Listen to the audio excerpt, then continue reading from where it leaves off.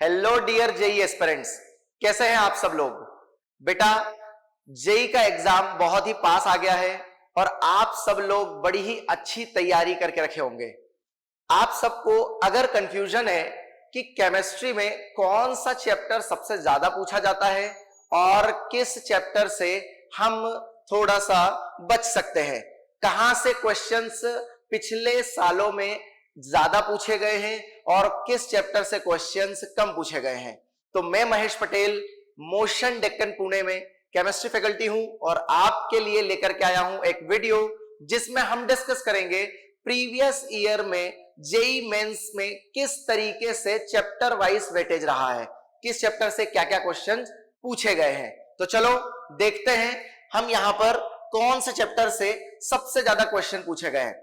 देखो, अगर आप पूरे जेई मेंस के सिलेबस को, अगर केमिस्ट्री के सिलेबस को एनालाइज करो तो आपके किसी भी चैप्टर से 7% से ज्यादा क्वेश्चन नहीं आए हैं। 100% अगर आपके क्वेश्चंस होंगे तो उन 100% में से किसी भी चैप्टर के मैक्सिमम 7% क्वेश्चंस आए हैं, बाकी सबके उससे कम ही रहे।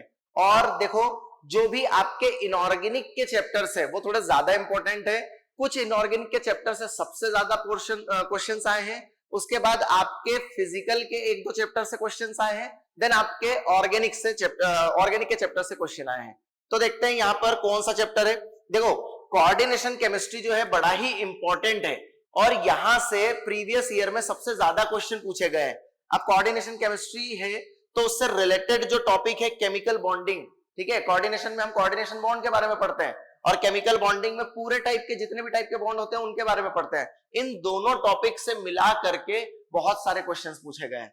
देन थर्ड नंबर पर आपके पी ब्लॉक से क्वेश्चन पूछे गए हैं और ये जो डाटा है, ये डाटा आपको हम 2029 से 2025, ठीक है, पिछले 6 सालों के प्रीवियस ईयर के पेपर्स का एनालिसिस करके हमने बनाया है, ठीक है ना। आपके पास सबसे ज्यादा क्वेश्चन कोऑर्डिनेशन केमिस्ट्री से है, देन केमिकल बॉन्डिंग से है, पी ब्लॉक से है थर्ड नंबर पर, स्टोकियोमेट्री से 4.14% क्वेश्चन आए हैं, ठीक है। स्टोकियोमेट्री 1 है यहाँ पर। स्टोकियोमेट्री 1 में हम क्या पढ़ते हैं, जो मूल कॉन्सेप्ट है उससे रिलेटेड क्वेश्चंस पढ़ते हैं। बायोमोलिक्यूल्स, बायो का वो इंपॉर्टेंट चैप्टर है, बायोमोलिक्यूल्स ऑर्गेनिक केमिस्ट्री का जो छोटा चैप्टर है, direct to the point concepts इसके अंदर होते हैं, ठीक है, लेकिन सबसे ज्यादा वेटेज रखता है ये ऑर्गेनिक केमिस्ट्री के अंदर। यहां से भी बहुत अच्छे नंबर ऑफ क्वेश्चंस पूछे गए प्रीवियस ईयर में। फिर आपका पीरियोडिक प्रॉपर्टी है इनऑर्गेनिक केमिस्ट्री, अगेन इलेक्ट्रोकेमिस्ट्री है आपका, इलेक्ट्रोकेमिस्ट्री से भी लगभग 4.01% क्वेश्चन पूछे गए हैं।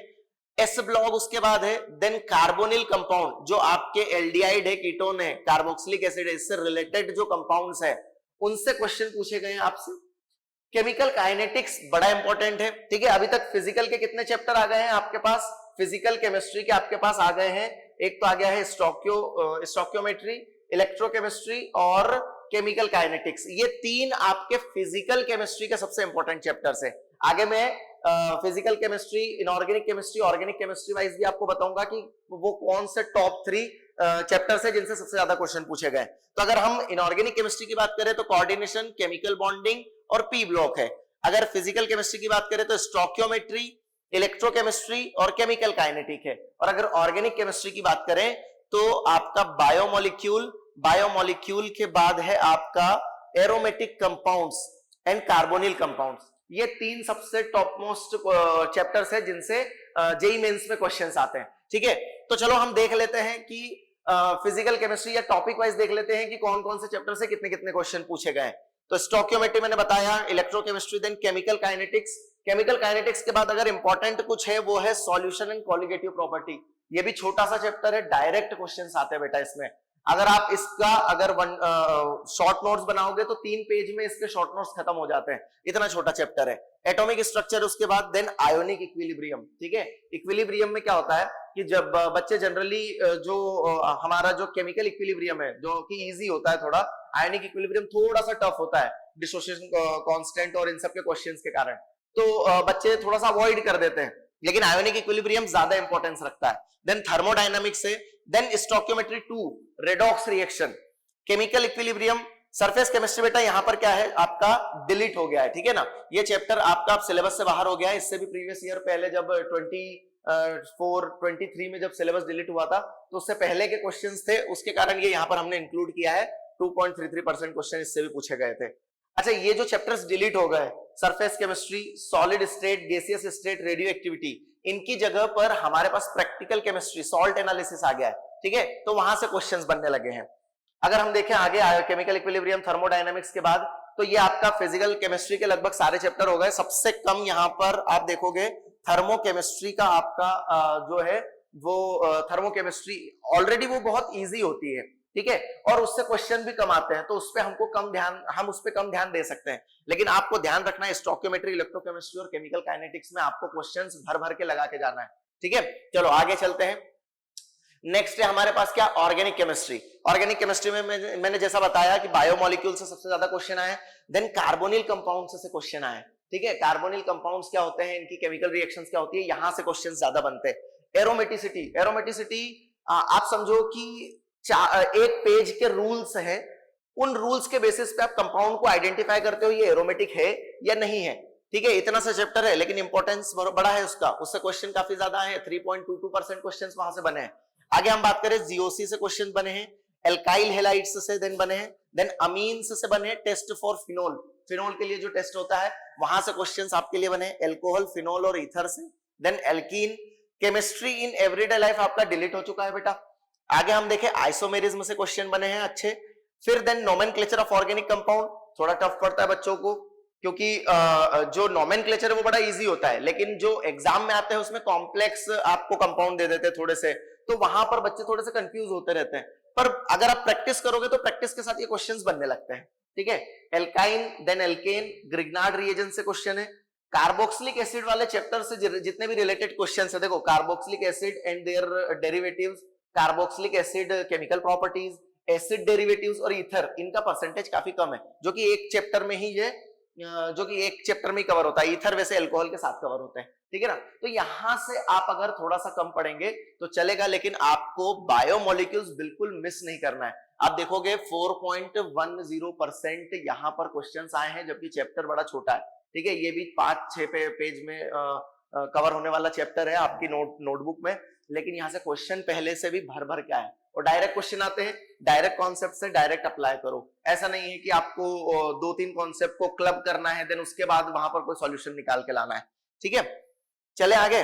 नेक्स्ट है हमारे पास इनऑर्गेनिक केमिस्ट्री। इनऑर्गेनिक केमिस्ट्री में मैंने बताया कोऑर्डिनेशन केमिस्ट्री से काफी क्वेश्चन आए क्योंकि काफी एडवांस टॉपिक है। ठीक है, इस और अगर हम ध्यान से अगर समझेंगे कोऑर्डिनेशन केमिस्ट्री को, तो केमिकल बॉन्डिंग का फॉरवर्ड है वो। केमिकल बॉन्डिंग में हम कोऑर्डिनेशन बॉन्ड के बारे में पढ़ ही लेते हैं, उसी के रिलेटेड कंपाउंड्स की जब हम स्टडी करते हैं तो कोऑर्डिनेशन केमिस्ट्री की स्टडी करते हैं। ठीक है ना, तो कोऑर्डिनेशन केमिस्ट्री से 6.61 पूरे ओवरऑल सिलेबस में सबसे ज्यादा क्वेश्चन यहीं से आए हैं।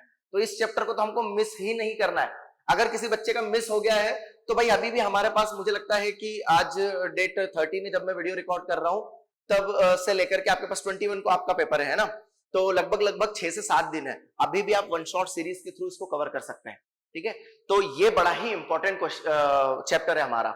उसके बाद केमिकल बॉन्डिंग, अगेन बहुत इंपॉर्टेंट चैप्टर है, हम इसको बिल्कुल मिस नहीं कर सकते। पी ब्लॉक, देखो पी ब्लॉक जो है ये पहले बहुत बड़ा चैप्टर होता था जब सिलेबस डिलीट नहीं हुआ था, लेकिन आपको भी पता है कि पी ब्लॉक से लगभग 40% जो कंटेंट है पी ब्लॉक का सिलेबस है वो ऑलरेडी एनटीए डिलीट कर चुका है। तो आपके पास जनरल प्रॉपर्टी और जो एनोमलस बिहेवियर है, ठीक है, इसी तरह फिजिकल प्रॉपर्टीज, कुछ केमिकल प्रॉपर्टीज, जो कंपाउंड्स थे पी ब्लॉक में हम हर ग्रुप के कंपाउंड्स पढ़ते थे वो तो हट चुके हैं। तो ये भी मेरे हिसाब से बड़ा इजी चैप्टर हो जाता है और स्कोरिंग चैप्टर हो जाता है। Then periodic properties, S block काफी इजी चैप्टर है। ठीक है, मेटलर्जी डिलीट हो चुका है बेटा, डी ब्लॉक भी है आपके पास। इन्वायरमेंटल केमिस्ट्री ये भी हट चुका है आपके सिलेबस से। प्यूरिफिकेशन एंड क्वांटिटेटिव एनालिसिस, ठीक है, प्यूरिफिकेशन आई थिंक मेटलर्जी हट गया है, प्यूरिफिकेशन और ये तो अभी भी है। ठीक है, सॉल्ट एनालिसिस, यहां से अब क्वेश्चन धीरे धीरे बनने लगे हैं, पर फिर भी उतना ज्यादा काउंट नहीं है। एफ ब्लॉक एलिमेंट और बेसिक इनऑर्गेनिक केमिस्ट्री बड़े ही वीक टॉपिक्स है, यहां से क्वेश्चंस कम बनते हैं।